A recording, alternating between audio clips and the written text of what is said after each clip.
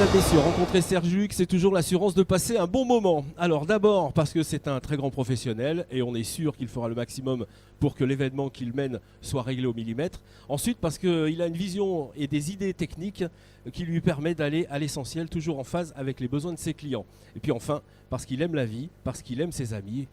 Bon, il aime la bouffe et le vin aussi. Voilà, mesdames, messieurs, ce soir on accueille Serge Luc, s'il vous plaît. Bonsoir Serge. Bonsoir Franck. Alors ça y est, on est sur les dents. En fait, ce qu'il faut que je vous dise, c'est qu'il vient d'arriver à l'instant. On ne savait même pas s'il était là il y a 3 minutes. Ouais, c'est le problème de Fourvière, ça. Ah oui. Alors Serge, moi je suis toujours assez surpris quand je te vois travailler. On se connaît dans la vie, donc on va se tutoyer. Quand je te vois travailler avec tes équipes, on a toujours l'impression que c'est facile. Comment c'est possible ça ? Quand on est sur la prestation, c'est toujours facile, les problèmes se règlent en amont.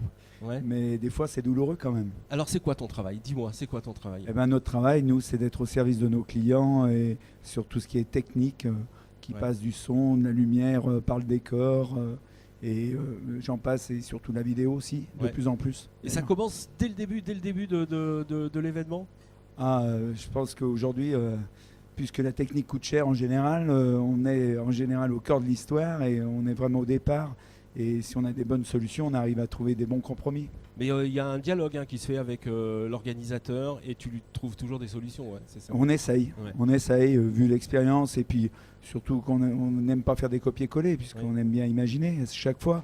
Mais bon, faut dire que j'ai travaillé de nombreuses années à l'opéra et au théâtre.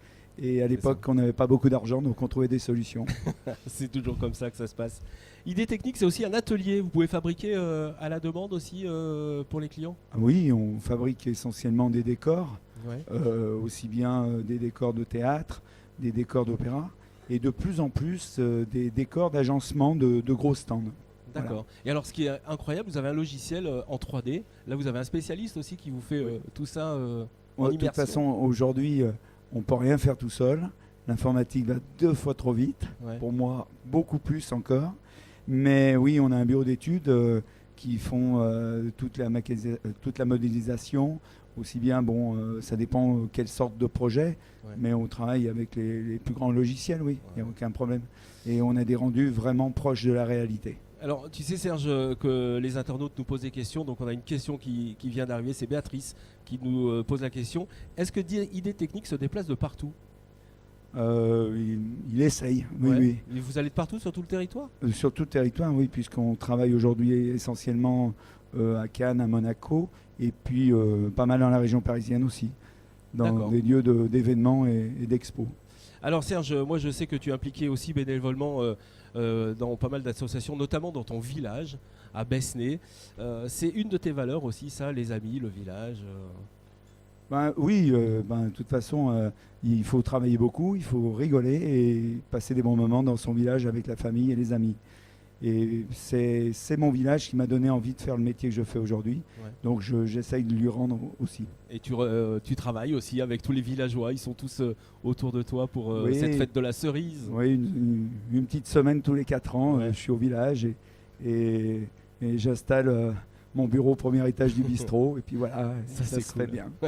Alors, Serge, tu participes au plus grand festival, évidemment, mais tu es aussi impliqué dans un festival qui se passe dans un village magnifique. C'est à Charnay, c'est les vendanges musicales. Là aussi, c'est un coup de cœur parce que tu mets vraiment beaucoup d'idées et de techniques. Oui, Idée Technique est aujourd'hui partenaire majeur sur cet événement.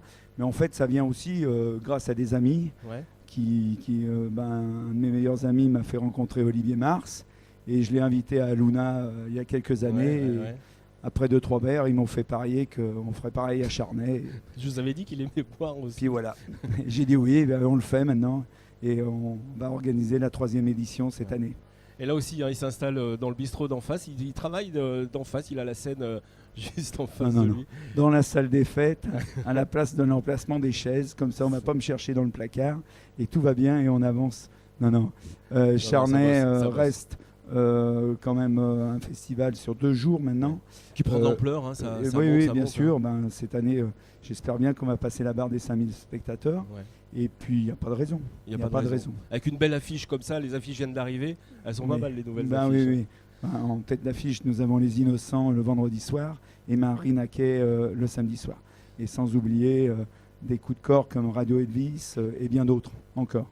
Très bien, nous on sera présents en tout cas au Vendanges Musicales. C'est quoi ton calendrier les prochaines semaines, Serge? Déjà, je vais essayer de me reposer demain parce que j'arrive d'Aluna et ça a été Gros très difficile. Succès, hein, Luna, hein. 72 000 spectateurs en 3 jours, c'est extraordinaire. Bravo. Et vraiment, je tire un coup de chapeau à toute l'équipe là-bas parce que moi aujourd'hui, je ne suis pas vraiment partie prenante pour des raisons de calendrier, mais c'est un moment extraordinaire.